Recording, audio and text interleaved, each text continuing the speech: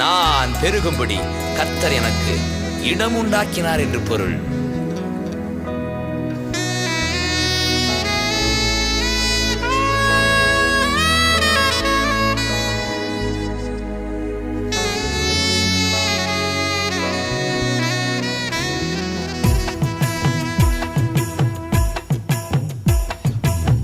நான் உனக்கு போதித்து நடக்கும் பாதையை நாள்தோறும் காட்டுவேன், பயப்படாதே.